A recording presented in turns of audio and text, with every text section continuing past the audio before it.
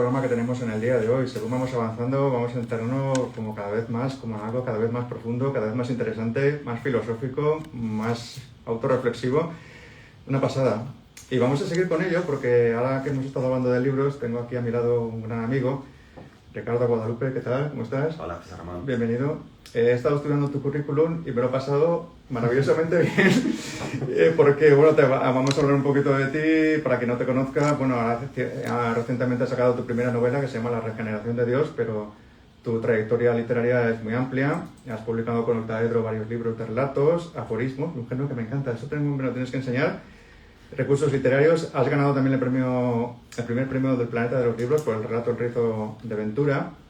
Ha sido también, que esto me ha gustado muchísimo, has colaborado también en Radio Círculo, en el programa El Planeta de los Libros, o sea que compartes conmigo la afición literaria, la radiofónica, fantástico. Has formado, esto me encanta, el grupo de narradores orales Personas Libro de Valencia, del proyecto Fahrenheit 451.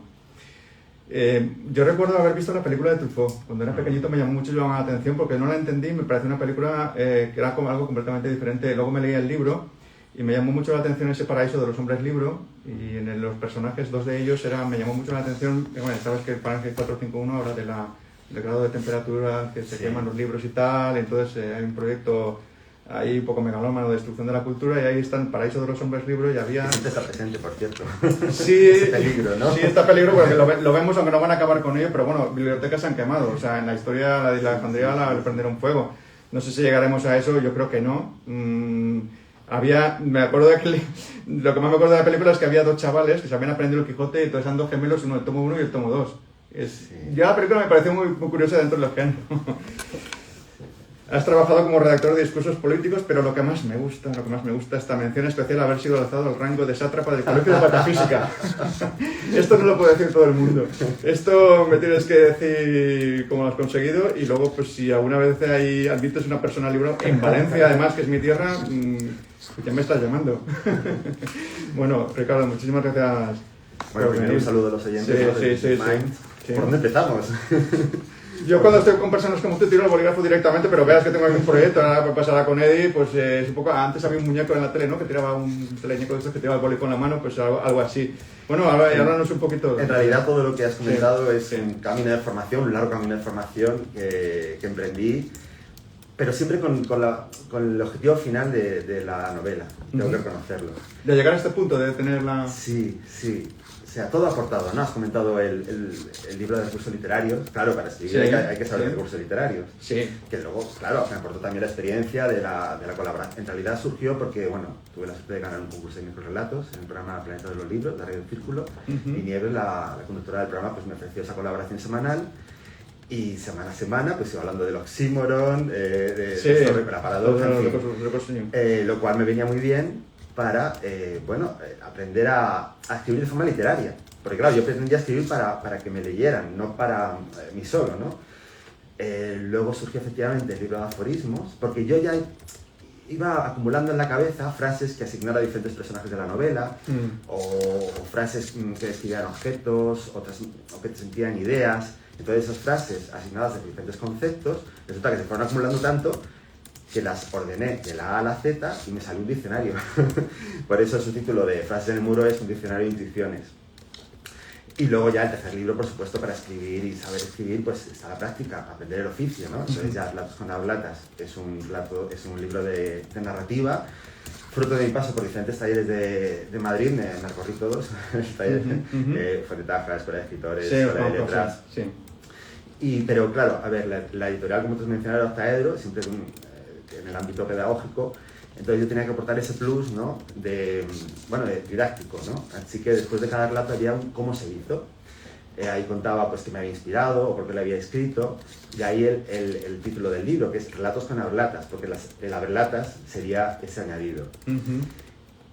A ver, Cavafis, ¿no? Decía en Ítaca que a veces el camino es más importante que llegar, ¿no? Hombre, si llegas mucho mejor, pero desde luego que el camino me aportó experiencias muy enriquecedoras, ¿no? Comentabas antes la experiencia de Personas Libro, ¿no? Yo que sea tan tímido, ¿no? Pues las Personas Libro memorizábamos textos literarios, efectivamente, para transmitirlos, normalmente en público, en sitios como la calle directamente, Y ahí estaba yo, me acuerdo de mi primera experiencia en la Plaza de los Cubos, frente de los viandantes, pues narrando un texto. A ver, he conocido gente que me ha memorizado, no tanto como el Quijote, pero sí algún libro, una novela corta, sí, memorizada, lo cual es impresionante, ¿no? Patafísico, ¿por qué? Bueno, lo ha comentado el anterior invitado, a veces tenemos que, bueno, retirarnos para concentrarnos en nuestro proyecto, ¿no? Yo en mi caso me fui a Andalucía, primero estuve en Málaga, luego en Valencia, luego en Granada, y en Granada conocí a Ángel Orgoso, rector magnífico, que me nombró sátrapa trascendente del Instituto Patafísico Granatensis. Y bueno, ¿en qué consiste la patafísica? Al final consiste en vivir y crear arte de una manera lúdica. A este movimiento perteneció, por ejemplo, el grupo Ulipo, y uno de sus autores, Jos Perec, escribió la novela El secuestro. ¿Por qué? Porque en esa novela no aparece por ningún lado la letra A. Fue capaz de escribir una novela sin esa vocal, sin esa letra. Y bueno, al final es un juego, y este tipo de juegos son los que nos gustan a los patafísicos. Bueno, increíble esto, la letra no lo conocía. Bueno, yo estoy disfrutando de lo que estás narrando, porque el tema de los aforismos es muy chulo, porque es un poco como que todas las ideas que tienes que parece que están inconexas no quedan en un desperdicio, esto queda almacenando, porque algunas veces te ocurre alguna reflexión que ves y son 2 líneas. Y ese razonamiento paradójico, a veces con el oxímoron, queda ahí y tiene un valor en sí mismo, que tú lo puedes meter en cualquier contexto, y entonces no se pierde. Sí, me encanta. A veces vemos frases en los muros, o bueno, todo tipo de objetos, y te paras y bueno, te hacen pensar, ¿no? A mí me gusta, a ver, si el microrrelato ya es difícil, porque estás contando una historia en pocos párrafos, ya el aforismo, bueno, tiene un mérito suplementario, porque son frases que a veces te están contando una novela entera, ¿no? Sí, a mí es uno de los géneros que más me gusta. Bueno, vamos a ver, estoy hablando contigo. Se te nota que estás a gusto, que estás divertido con lo que estás narrando y estoy disfrutando, pero ahora has escrito una novela que se llama La regeneración de Dios. Sí. Y la pregunta te la voy a hacer. ¿Crees en Dios? Bueno, antes de empezar por ahí, que es un poco una pregunta, es verdad, muy potente, voy a contar que surgió de una pesadilla, porque es verdad que los sueños son, mucha fuente de inspiración de muchos productos artísticos, y en mi caso fue así. Tuve una pesadilla recurrente en la que un guerrero tribal me perseguía en el rastro de Madrid con toda la gente que suele haber, ¿no? Pues le decía a mí como víctima. A ti, o sea, tú tuviste el sueño como recurrente, sí, ese tipo de... Sí, bueno. Además un guerrero tribal en el Madrid contemporáneo, bueno, de los años 90. Entonces, claro, tuve que escribir ese relato. Qué bueno. Pero claro, también pensé, ¿qué puede significar, no? Es quizá esa sombra a la que tengo que enfrentarme para que termine de desaparecer, porque no desaparecía esa pesadilla. Entonces, ese relato se convirtió en el primer capítulo de la novela La regeneración de Dios, publicada por la editorial El Gusanillo, y que en su portada pues está ese guerrero, aunque el protagonista es Abel, es un chico de 20 y pocos años que se encuentra con ese guerrero y se hace esas preguntas que yo me hacía, ¿no? Viviendo esa pesadilla.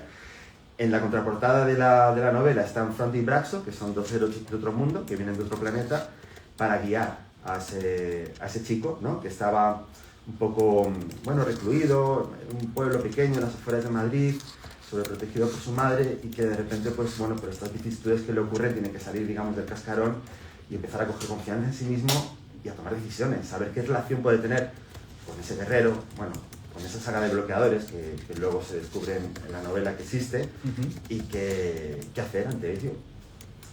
En la novela, lógicamente, es un proceso, o sea, tú tienes esa pesadilla recurrente, estás trabajando un relato corto, pero ese relato de alguna manera se convierte en una obra mucho más grande, más dilatada. ¿Cómo ha sido el tránsito para poder estirar la historia, o partiendo de ese sueño que tenías que era recurrente? ¿Dónde ha surgido la historia? ¿Cómo la has trabajado? Brújula, mapa y todas estas cosas que hablamos en los escritores, ya sabes. Bueno, lo que pasa es que yo creo que llevamos dentro cosas que a veces necesitamos volcar, ¿no? Y en mi caso fue así. O sea, yo tenía esa pesadilla, pero claro, eso de repente conectó, hay que buscar, ¿no?, los puntos de conexión. Punto de conexión, sí. Con algunas reflexiones internas que yo tenía, por ejemplo, respecto a mi idea del cosmos. A ver, con ese inicio, un guerrero tribal en el Madrid contemporáneo no podía ser una historia de ciencia ficción. Y eso encajaba muy bien con esta idea del cosmos que yo había ido imaginando, porque bueno, hablando de Dios, ¿no?, tu primera pregunta, yo tuve experiencias, bueno, la pérdida de mi abuela siendo yo muy pequeño, bueno, circunstancias familiares que te hacen dudar acerca de la fe, de lo que te, bueno, Sí, de lo que te cuentan que nos planteamos de cuando pequeños, de planteamos pequeños y entonces yo empiezo a imaginar un cosmos interconectado, como si fuera un ser gigantesco, al que en la novela llamo Dios, y del que todos formaríamos parte. Por eso hay dos seres de otro mundo que vienen a nuestro planeta a ayudar a Abel, porque lo que ocurre aquí influye allá. Es como un ser. Entonces, claro, la regeneración. ¿Por qué? Un término que está muy de moda también en política, en tantos terrenos. Yo mismo he tenido que evolucionar para escribir esta novela, por supuesto.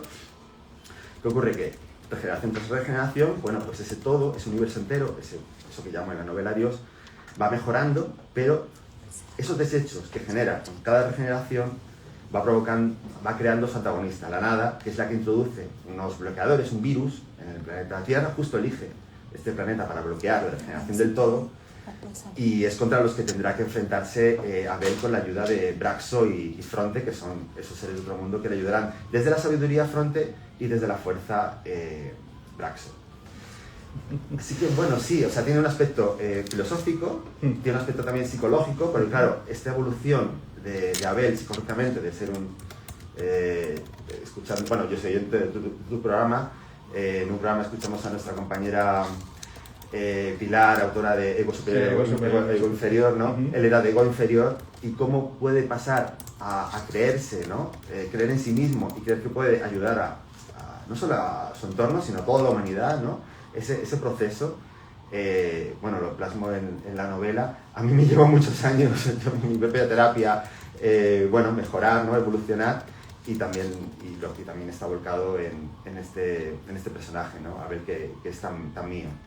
Hay una cosa que me gusta de lo que estoy escuchando, porque se me ocurren paralelismos, porque ¿sabes qué ocurre? Que los escritores de ciencia ficción, planteando muchas veces tramas que pueden ser un poco, no sé si me permites, como disparatadas, imaginativas, que somos un poco impostores, pero al final lo que estamos es planteando cosas muy profundas. Tú estás planteando una pesadilla, estás planteando unos guerreros tribales que te persiguen, estás planteando el concepto de Dios, cómo lo has concebido, tu idea del cosmos, todo bajo un entramado que aparentemente es superficial, que te va conduciendo a esa profundidad. Eso es un poco lo que me acuerdo, por ejemplo, de Philip K. Dick, que seguro que es un escritor que tienes, pues esa locura que tiene. Sin embargo, él al final era un escritor muy reflexivo, hasta el punto que creo que al final de su etapa, creo que se retiró, también se dedicó a meditar sobre estos conceptos, que le está trabajando también muy bien.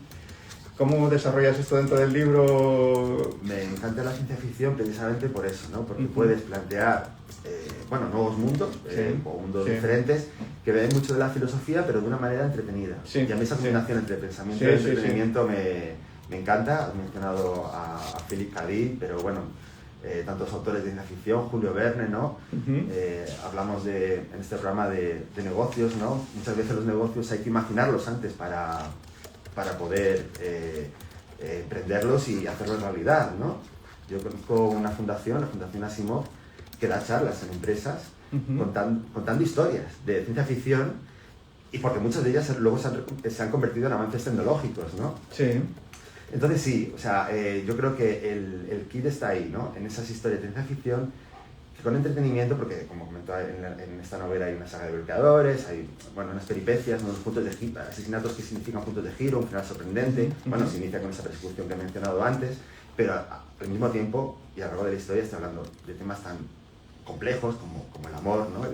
Además el descubrimiento del amor en un joven de 20 y pocos años, que es Abel, sexo, alcohol, temas que yo, por ejemplo, cuando tenía su edad, no era fácil hablar con mis familiares, con mis amigos, porque eran un poco temas tabú, y que yo sí encontraba en los libros. Entonces quiero aportar yo también eso en mi libro, un interlocutor para esos jóvenes que pueden sentirse a veces un poquito raros, ¿no? Porque creen que solo les pasa a ellos, bueno, pues para que se den cuenta que no, que es un tema universal, ¿no? Son temas universales. Bueno, fantástico. Te dejo un minutito, Ricardo, para que nos digas eso, para que te dirijas a nuestros oyentes, nos digas, aunque yo ya lo sé, por qué debemos comprar tu libro y sobre todo dónde podemos encontrarlo, y también si tienes previsto también alguna presentación en breve, es un poquito allá. A ver, ¿dónde podemos empezar a leer tu historia? Pues está disponible, por supuesto, por internet, tanto en la editorial Gusanillo como, las famosas plataformas de Amazon, Casa del Libro, Corte Inglés, etc. También en cualquier librería, si no está disponible, se puede pedir. Y yo mismo también me ofrezco. Sí, como tienes mis datos y que me pidas el teléfono, sí. Desde las redes sociales, Sí. que estoy en todas, claro, para promocionar Claro, clase de alta, incluso en TikTok, etcétera, sí, sí. para que me escriban y yo puedo enviárselo en dedicado. Respecto a las presentaciones, curiosamente, bueno, casualmente mañana hay una.